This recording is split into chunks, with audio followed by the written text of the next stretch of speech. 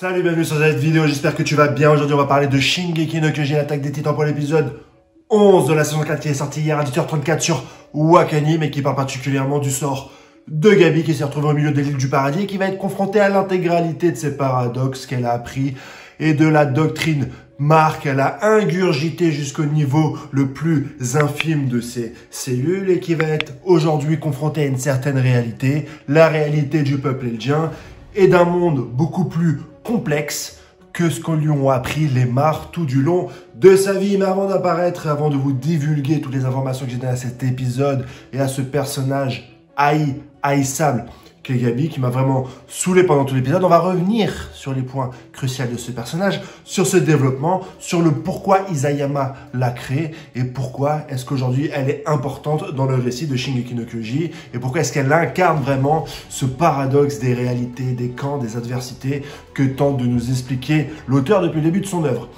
Pour revenir sur le personnage de Gabi, elle nous a été présentée au début de la saison 4. Elle était cruciale dans le développement de l'histoire, tant elle incarnait la doctrine Mark et tant elle incarnait les paradoxes de Shingeki no Kyojin. On l'a vu, c'est une aspirante guerrière qui a suivi à fond les préceptes de ses supérieurs hiérarchiques lors de l'armée et qui se montrait être un potentiel véritablement intéressant pour pouvoir récupérer le titan de Reiner. On voyait à travers elle qu'elle avait exactement le même comportement d'Eren mais dans l'autre camp et qu'il était facile d'imbriquer les enfants pour leur partager un petit peu les idéaux d'adultes et les faire directement combattre, les rendre utiles sur le champ de bataille. On l'a vu, elle était très puissante sur le champ de bataille, elle était en slip avec une dynamite, elle a fait péter un train quand elle s'est battue contre les mecs qui ressemblaient à l'Empire Ottoman, elle a fêté sa victoire avec l'ensemble de l'armée Mark, elle était fière de rejoindre l'armée Mark, elle avait un véritable syndrome de Stockholm, elle avait des problèmes de personnalité, dans sa structure mentale, elle devait en même temps saillir puisque c'est une membre du peuple eldien, une membre des démons de l'île du paradis, et donc elle a eu, grâce à l'outil de propagande Mark, une voie de rédemption en étant aspirant guerrière, c'est-à-dire en défendant l'Empire Mark, en allant au front, en sauvant des vies, en combattant, en mettant sa vie en jeu. Elle pouvait racheter cette faute qu'on lui a ancrée directement dans la tête, dans son cerveau, dans ses gènes et dans son sang, en lui disant « Gabi, tu es une fille issue des démons insulaires, mais si jamais tu fais ce qu'on te dit, si tu deviens un guerrier puissant, tu vas pouvoir être quelqu'un de respectable. » Et c'est pour ça qu'elle s'accroche aussi fièrement à son bandeau qui rappelle les heures les plus sombres qu'on a vécues en 39-45 pour un certain peuple juif. Et donc, là, dans cet épisode-là, on a cette Gabi, donc vaillante, numéro uno, qui est la plus téméraire, la plus ambitieuse, la plus intelligente dans l'Empire Mark, se retrouvait directement au milieu de l'île du paradis, et il y a plusieurs choses qui vont nous choquer directement dans ses réactions. C'est déjà au niveau de l'évasion, elle va tuer le garde, elle pourrait juste lui donner un coup de brique, mais elle va l'assommer de coups de brique, on va entendre des bruits, je suis très attentif au bruitage en ce moment dans les animés, c'est vraiment bien fait, là on a du bruitage de génie, puisqu'on entend vraiment les crânes s'écraser contre la brique, pour que Falco et Gabi s'évadent de prison. Mais c'est une scène post-générique, c'est une scène avant le générique qui est très très court, puisqu'ils vont très vite évoluer, et Falco va lui dire « Gabi, enlève donc ton brassard pour qu'on puisse un petit peu se fondre dans l'environnement et qu'on ne se fasse pas capturer. » Et malgré ça, qui est une position intelligente, et là on remarque vraiment la différence entre les deux. Gabi,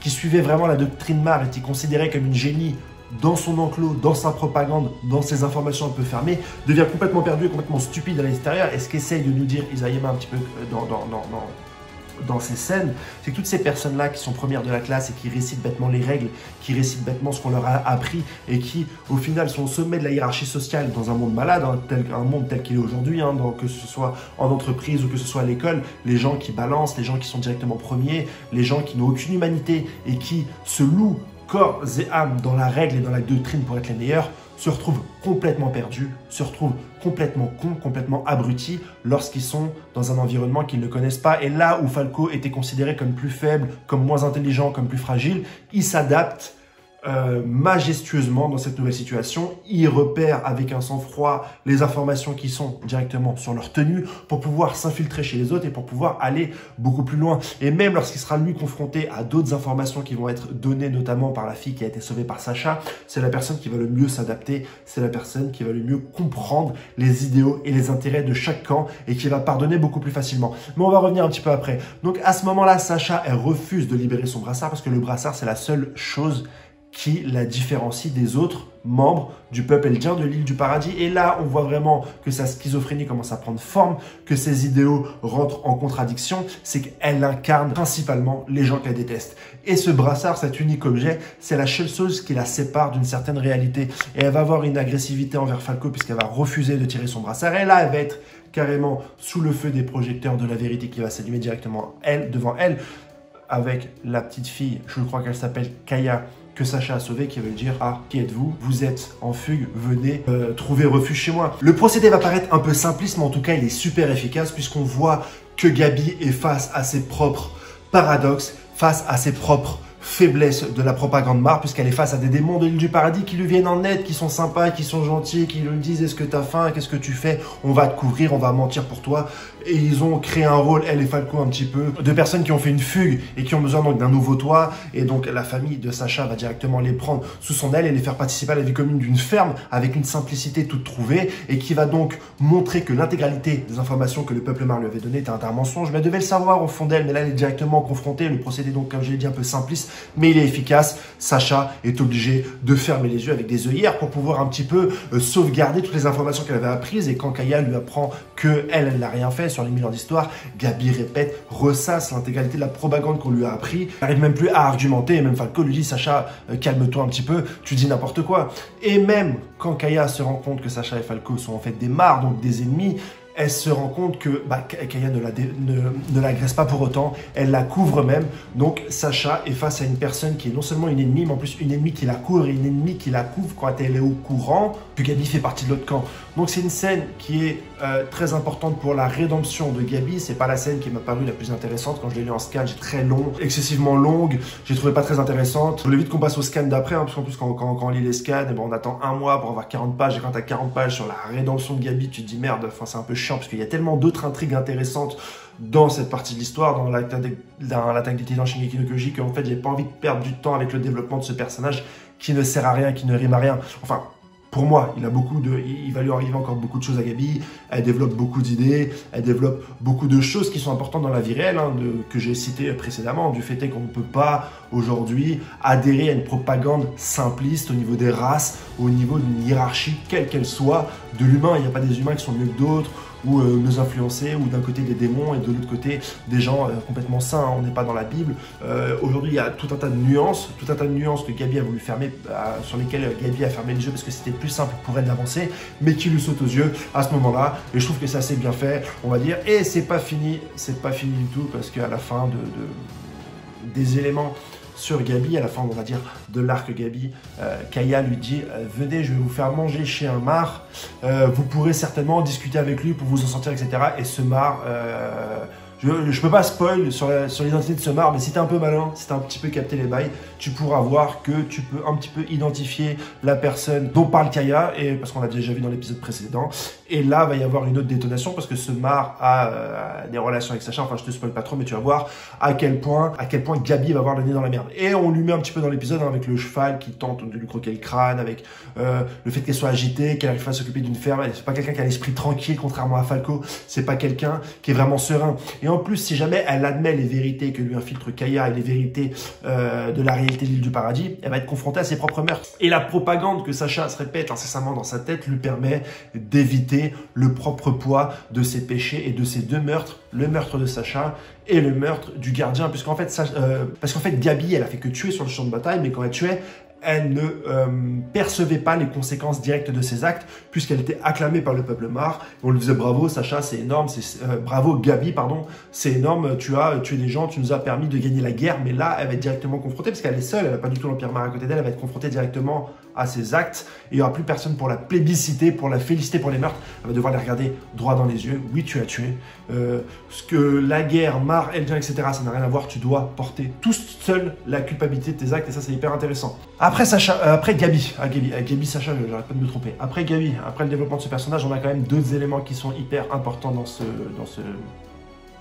dans cet épisode, notamment un personnage qui petit à petit commence à nous être mis en avant dans les intrigues. C'est le personnage de Floch ou de Froc. Moi, je l'ai appelé Froc dans mes reviews parce que j'adore ce nom Froc et j'adore ce personnage. Rappelez-vous, c'est le seul survivant de la charge héroïque d'Erwin, qui l'avait en plus ramené jusqu'à Levi pour pouvoir le ressusciter et qui a donc été témoin direct de la guerre, je dirais, fracticide entre les leaders du bataillon d'exploration, soit entre Eren et entre Levi, et peut-être qu'à cette époque-là, il avait déjà fait son choix. Quoique non, parce qu'à cette époque-là, il était plutôt du choix de ressusciter Erwin et pas de ressusciter Armin, mais en tout cas, entre-temps, son évolution a changé. C'est même la personne qui, en fin de saison 3, avait fait une morale directement à Armin en lui disant « Ouais, moi, je suis pas trop d'accord que ce soit toi qui sois ressuscité, c'est n'importe quoi. Vous avez réagi de manière sentimentale alors qu'il faut réagir de manière pragmatique, et le pragmatisme voudrait qu'on ressuscite Erwin pour pouvoir continuer cette bataille, cette quête de la vérité. » Et donc c'est un personnage qui revient de plus en plus sur le devant de la scène, puisqu'on a vu que même à l'attaque de Revelio, il était pro-Empire Eldien, c'est le premier à avoir dire l'Empire Eldien, et on sent qu'il commence à devenir extrémiste. Et il va donc être arrêté dans cet épisode-là parce qu'il aurait divulgué à la population la réalité des faits. Comme quoi Eren serait emprisonné, et en fait il a été emprisonné pour la même chose qu'a fait le bataillon d'exploration dans la saison 3, c'est-à-dire qu'il a tenu informer la population, et c'est ce que se refuse à faire Hansi du bataillon d'exploration qui à la fin de la saison 3 avait fait la guerre contre les instances supérieures pour pouvoir divulguer la vérité au peuple. Aujourd'hui elle est obligée de mentir au peuple parce qu'elle a le poids de la responsabilité, le poids de la charge, le poids politique de prendre des décisions et de ne pas céder un petit peu au populisme. Et le populisme veut quoi? Il veut ériger Eren en tant que héros. Et là, c'est un super retournement de situation dans le bataillon d'exploration qui, face à d'autres réalités, est en train de faire la même chose que ses prédécesseurs qu'il avait lui-même combattu. Et donc, on voit là encore que la boucle est bouclée. Et la personne qui intègre, si vous voulez, la même voie que le bataillon d'exploration d'antan, c'est Frog. Frog qui donc a été mis aux arrêts. Et on apprend, quand Pixis va aller voir Yelena, que c'est Frog qui a plus ou moins fait l'intermédiaire entre Yelena et Eren Yeager, puisque quand elle se rendait dans son camp, elle était à proximité de la maison de l'habitation d'Eren, et c'est Frog un petit peu qui faisait le lien.